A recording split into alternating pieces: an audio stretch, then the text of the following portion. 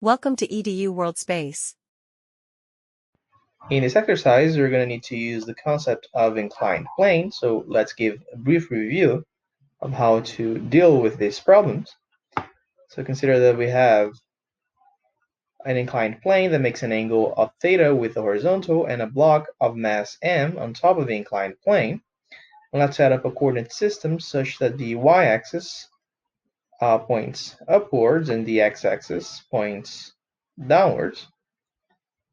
Okay, the x-axis is actually parallel to the plane and the y-axis perpendicular.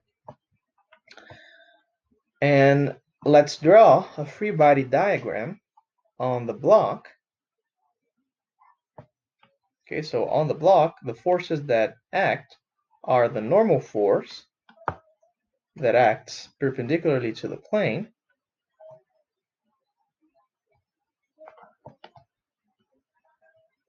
then we have the gravitational force that acts downwards, and also we have the friction force that acts contrary to the direction of movement of the particle.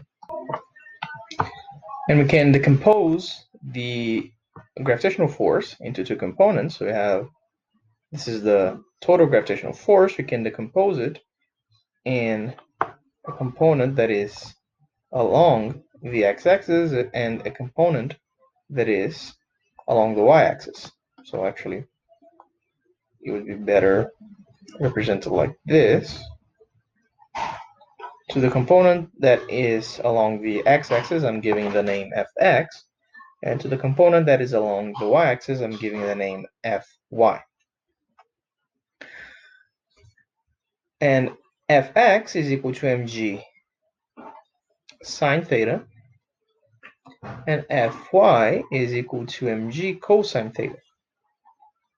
So this is everything we need to know in order to solve an inclined plane exercise.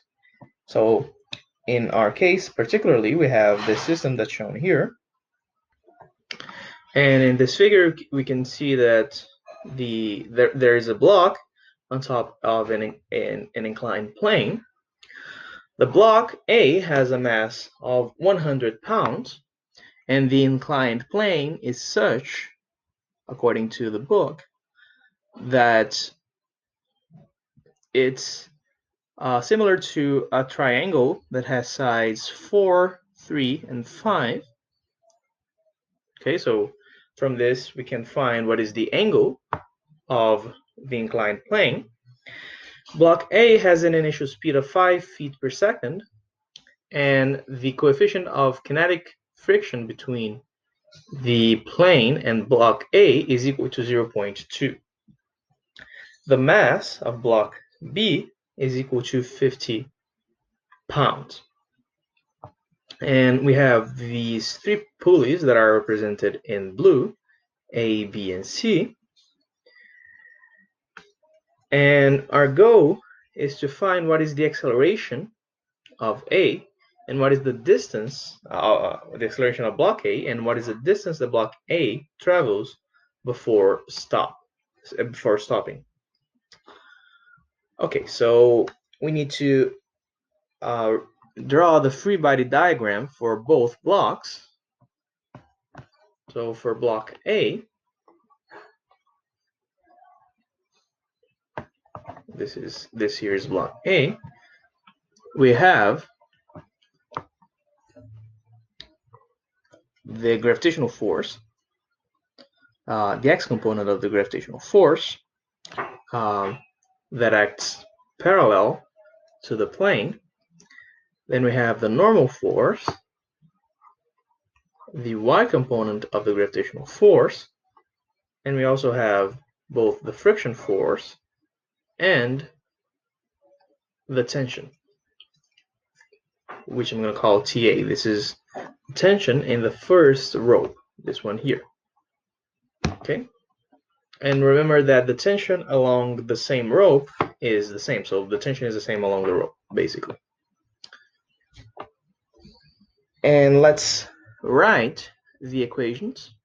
So notice that block A must be on top of the plane, meaning that it does not move in the y direction. Remember that the y direction is this one, the x direction is this one. So we have that n is equal to Fy, so that the block doesn't move in the y direction. Fy, as we saw, is mg cosine theta. This is in the y direction. Now in the x direction, we have Fx minus Ta minus Ff is equal to the mass of block A, and actually here I should have written ma, times the acceleration. Now Fx is ma times g times sine theta. Ta is just the tension. We don't know its value. The friction force is the coefficient of kinetic friction times the normal force, which is mg cosine theta. And this is equal to ma times a.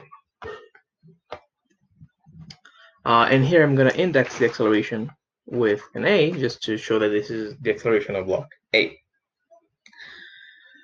Okay, so this is the equation for block A. Let's find the equation for block B. Okay, in block B, we have only the gravitational force,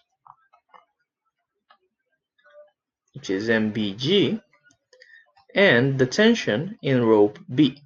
So in total, we have Tb minus mbg is equal to mb times AB. AB is the acceleration of block B. Okay, so first of all, let's see how TB and TA relate. So I'm gonna draw a free body diagram for pulleys B and C. So basically, here we have the two pulleys. Okay. I'm sorry. So we have the tension TA pulling the pulley C up, and the tension TB pulling it down. Okay, and each rope has two sides, so basically we have 2 times TA minus 2 times TB is equal to the mass of the pulley times the acceleration, but the mass of the pulley is 0. So we have the TA is equal to TB. So the tension in rope A is equal to the tension in rope B. Okay. Besides, let's see how the acceleration of block A and the acceleration of block B relate. So basically, notice that if we go up to the figure, we have that when block A moves a distance delta x A, since the rope has a constant length, the pulley B will be raised by a distance that is equal to 1/2 of the distance that was traveled by block A. So this means that delta XA is equal to 2 times delta XB. Besides, notice that when block B travels a distance delta XB, pulley C travels a distance that is 1/2 of delta XB. Also notice that delta XC and delta XB are equal, since they are connected, and delta XC is equal to 2 times delta XB. So this means that delta XA is equal to delta XB, that is the distance traveled by block A is equal to the distance traveled by block B, which means that the acceleration of block A is equal to the acceleration of block B. So we can use it in our equations. So let me copy these equations down here. So we have that MA times G sine theta times minus TA minus mu s MAG cosine theta is equal to MAAA, and then we have TA minus MBG is equal to MBAA. So now we can just sum these two equations. The TA's cancel out, and we're left with MA. Actually, let me write it like this: G times MA sine theta minus mu s cosine theta minus MB is equal to MA plus MB times AA.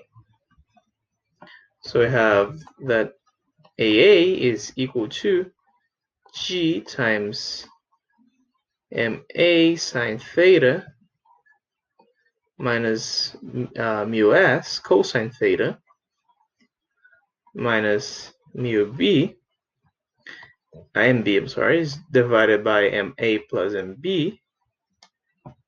G is 9.8 meters per second squared. MA, actually, instead of writing in the metric system, I'm gonna write it in the imperial system. So we have that G is 32.2 feet per second squared. Then the mass MA is 100 pounds times the sine of theta, which according to the figure is 3/5 minus mu s, which is 0.2, times the cosine of theta, which is 4/5, minus MB, which is equal to 50 pounds. Then we have to divide it by MA plus MB, so that's 150 pounds. So the acceleration of block A is equal to minus 1.29 feet per second squared. And the minus here means that the block is accelerating upwards instead of being accelerating downwards. Okay? And now we want to find how long it takes for the block to stop. So basically, we know that from Torricelli's formula, the speed squared is equal to the initial speed squared plus 2 times the acceleration times the distance. Now the final speed is 0. The initial speed is 5 feet per second. And the acceleration is minus 1.29 feet per second squared. So we have that delta x is equal to 5 squared divided by 2 times 1.29 feet. So this is equal to 9.69 feet. This is the distance traveled by the block before stopping, which concludes our exercise.